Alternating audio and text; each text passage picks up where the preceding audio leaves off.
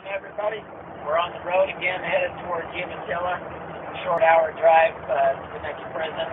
And we've got ourselves a new camp mascot. This is a pigeon that Colby rescued. And it was sick, and so he's going to try and nurse it back to health. As long as we've also got the Brown family in the bus with us. Say hi, everybody. And, well, we got part of them anyhow. Hey, guys. So appreciate your prayers today. We've got another great opportunity up here at Umatilla Prison. All right, family. We just got done with the two rivers, and Freebird's still riding shotgun and alive.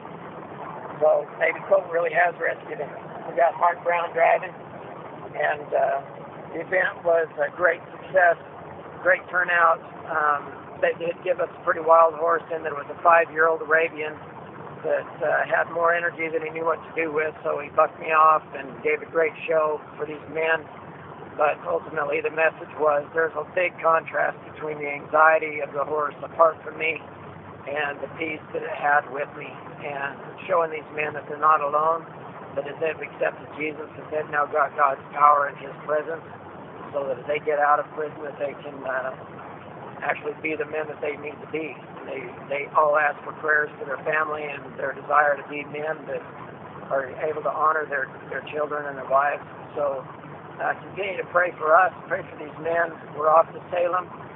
Thanks for sending us, and thanks for loving us. Bye-bye.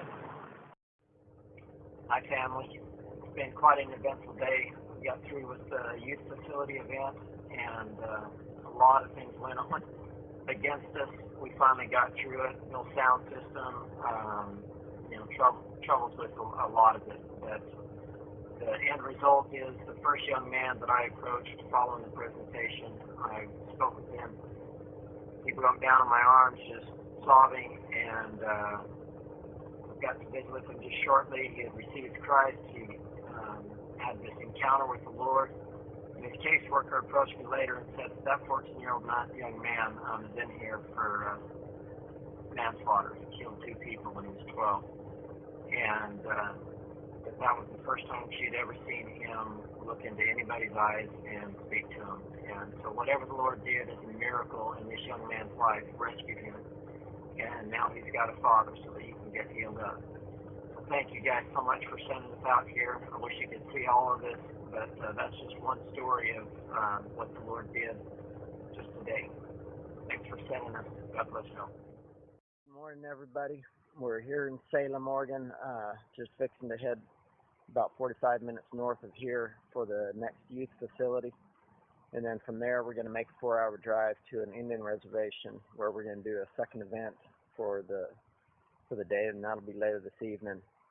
So we got a full day in front of us, but just wanted to share another quick story from yesterday. Is that we got word from one of the head guys at the facility that's not a Christian, been there for 38 years or something like that, and said that in all of his years of being there that he's never seen anything more effective or touch and get a hold of these kids the way the Lord did yesterday.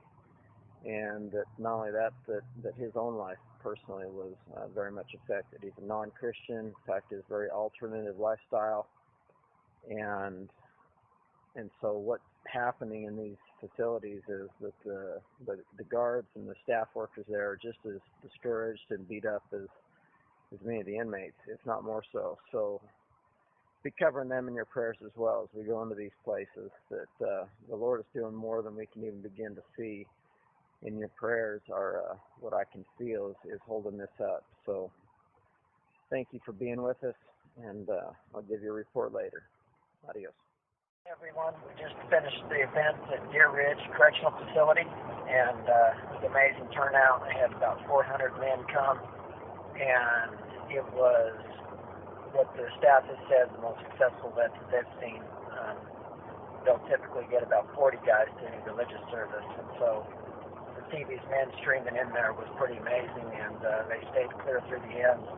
The Brown family was just knocking it out of the park, and that after we did the event, they just stuck around and let me visit with a lot of the inmates. They continued to sing, and just another great story. to hear out of it was one guy that gave his life to Jesus. We talked, and he could just see the vision now of all the stuff that he's been through and all of the hurt and all of the shame, and now all of the time that he's got to gather resources because he wants to go out and help people. So the thing that hurt him the most is that he loves deeply, and now rather than letting his love being stolen from him, he's got it in Jesus to help him direct it and use it to help others. So thanks for sending us out here. Hey everybody, we are headed 5 hours south to Lakeview today. This is another cool story from yesterday. One of the men that came up to me after the event, completely covered in tattoos, all sorts of gang involvement stuff, looked at me right in the eyes and just said, I'll put my trust in Jesus. And then he pointed to his chest, and all the way across his chest, he said, it says, trust nobody. And not only that, he made a commitment to get involved in what the Lord is doing there through the chaplaincy program and get some mentorship.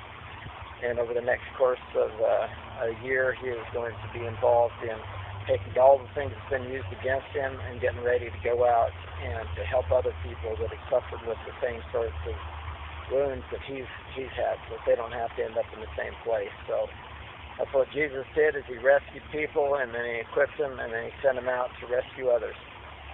So thanks for investing in us and keeping us out here. We'll talk to you later.